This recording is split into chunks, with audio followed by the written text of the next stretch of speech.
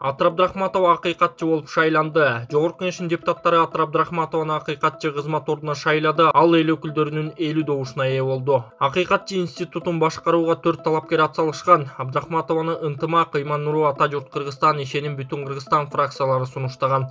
Ага кошуп Ыйман Нуру фракциясы Маматурай Момуновдун, Бакытбек Күзөнбаевдин, Ынтымак фракциясы Турсунбек Акунун талапкерлигин көрсөткөн. Атыр Абдрахматова 2015 жылы Республика Ата журт фракциясы тарабынан акыйкатчылык орунга көрсөтүлүп, өтпөй калган болчу. Андан соң 2020 жылга чейин Борбордук шайлоо комиссиясынын мүчөсү болуп эмгектенген. Депутат Турсунбек Акундан Батукаевдин бошотулушу боюнча моралдык жоопкерчилигин сурады. 2 мартта Жогорку Кеңештин жыйынында депутат Жусупбек Коргонбай уулу акыйкатчы кызматына талапкер Турсунбек Акунга Крим төбөл Азиз Батукаевдин түрмөдөн мыйзамсыз бошотулганына байланыштуу суроо узатты. Анда эл өкүлү Азиз Батукаевдин өлкөдөн чыгып кетишине канчалык моралдык жоопкерчилигиңиз бар? 2 жолу акыйкатчы болдуңуз, дагы акыйкатчы болом деп келиптирсиз. Алмазбек Атамбаев камакта отурат. Коомчулукта сизди чечен улутундагы жарандардан акча алган деген кептер бар. Бул боюнча өз оозуңуздан жооп угалычы деген эл өкүлү. Турсунбек Акун болсо камактагы адам өлө турган диагноз болсо аны туугандарына берүү керек деген норма бар. Дарыгерлер жыйынтыгынын негизинде гана бошотулушу керек деп айткан. Кийин ал оорубай эле дарыгерлердин бүтүмү жалган болгону маалым болду. Бул учурда ыңгайсыз болдум. Ал үчүн парламентте кечирим сурагам. Тергөө жүрдү. Мен күбө катары калдым. Ал эми акча боюнча айтылгандар жалган жала. Мени каралашты деген менен далилденген жок деген Акун. Кыргызстан менен Туркиянын коргоо министрлери жол картасына кол койду. Кыргызстан менен Туркиянын коргоо министрлери 1 мартта аскердик техникалык кызматташуу жаатында жол картасына кол коюшту. Бул тууралуу Кыргызстандын коргоо министри Бактыбек Бекболотов менен Туркиянын коргоо министри Хулуси Акардын маалымат жыйынында белгилүү болду. Делегация эки өлкөнүн президенттери койгон тапшырмаларды чечүү үчүн келген. Ошол планга ылайык 5 жылдык стратегиялык жол картасына кол койдук. Туркиянын министри менен эл аралык аскердик саясат жөнүндө дагы терең сүйлөшүүлөр болду деген Бекболотов.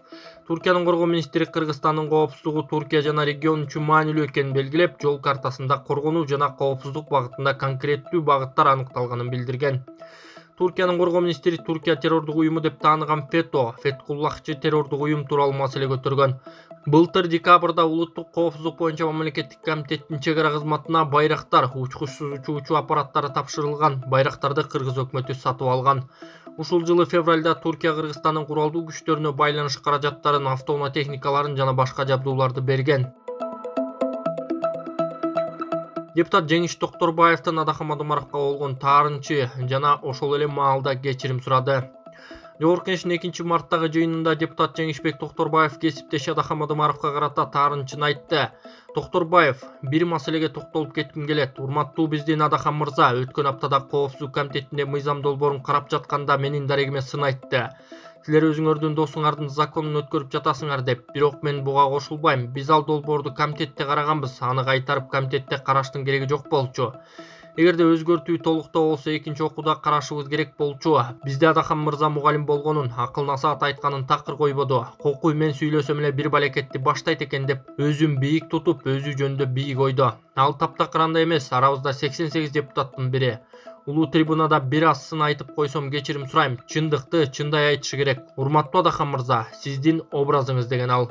Бул учурда трибунадагы микрофон өчүрүлүп, кайра төрага Талант Мамытов 10 секунд кошумча убакыт берген.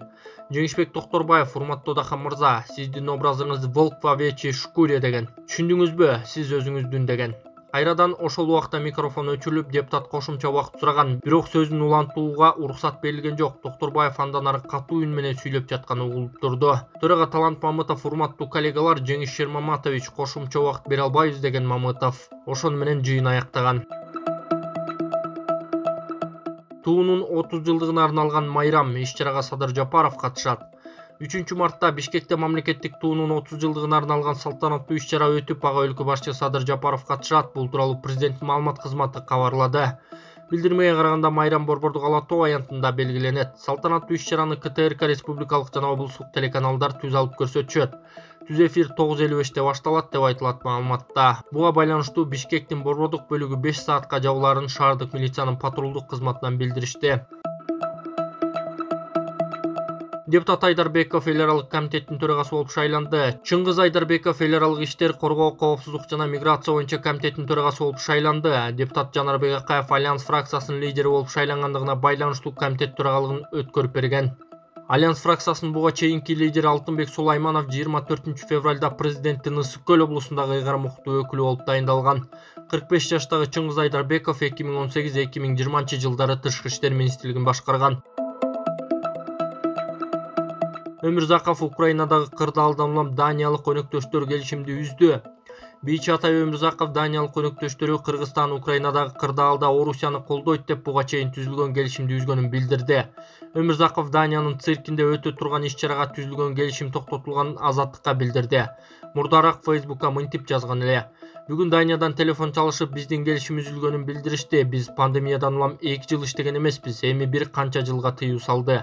Эми жумуш издейин, артисттик кесип мен жана окуучуларым үчүн бүттү. Силердин өлкө агрессорду колдоду, биз силер менен кызматташа албайбыз деп түшүндүрүштү. Мындай макам үчүн рахмат деп билдирген Атай Өмүрзаков. Украина 1-мартта Кыргызстан менен Грузиянын соңку кырдаалы боюнча позицияларына байланыштуу Бишкектеги жана Тбилисидеги элчилерин кеңешүүгө чакыртып алган.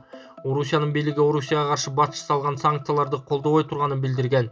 Кыргызстандын президенти Садыр Жапаров Орусиянын президенти Владимир Путин менен телефондон сүйлөшкөн. Кыргыз президентинин сайты президенттер жөн гана соңку кырдаалды талкуулаганын кабарласа, орусиялык басылмалар Жапаров Путиндин Украинага каршы аракеттерин кубаттаганын жазышкан. Орусия 24 февралда Украинага басып кирди. Андан бери орус армиясы Украинанын бардык аймактарында аткылоосун жана бомбалоосун улантууда. Эң катаал чабуулдар Киевке жасалууда. 1-мартта орус аскерлеринин чабуулунун 2-чи толкуну башталды. УКМК жарандарды соттун чечими жок эле тыгышай алат. Парламент мыйзамды кабыл алып берди. 2-мартта Жогорку Кеңеш улуттук коопсуздук органдары боюнча мыйзам долбоорунун пакетин 1-окууда кабыл алды. Белгилей кетсек, долбоордо УКМК Кыргызстандын жарандарын соттун чечимсиз угууга жана видео көзөмөл жүргүзүүгө уруксат берүү сунушталган. Улуттук коопсуздук боюнча мамлекеттик комитеттин төрагасынын орун басары Рустам Мамасадыков парламенттин профилдик комитетинин жыйынында улуттук коопсуздук боюнча мамлекеттик органдардын кызматкерлеринин аракети тергөө судьясынын санкцияларынын негизинде болоорун билдирген. КТРКнын улуттук кылып өзгөртүүнү парламент 1-окууда жактырды. Жогорку Кеңеш коомдук телерадио берүү корпорациясынын улуттук кылып өзгөртүү жөнүндө мыйзам долбоорунун концепциясын 2-марттагы 1-окууда жактырды. 2-окууга толуктоолор менен алып келүү сунушталды. Өкмөт сунуштап жаткан долбоорго ылайык буга чейинки КТРКнын 15 адамдан турган байкоочу кеңеши каналдын директорун добуш берүү жолу менен 4 жылга шайлап келген болсо, эми башкы директорду дайындоо жана иштен алуу укугу президентте болот. Байкоочу кеңеш жоюлат. КТРКга коомдук деген макам 2010 жылдагы бийлик алмашуудан кийин берилген. КТРКнын директору Кайрат Иманалиевдин айтымында улуттук болуп өзгөртүлсө, бюджети 12 миллион сомго көбөйөт. Бул каражат маянага жумшалат. КТРКнын 2021 жылдагы бюджети 386 миллион сом болгон.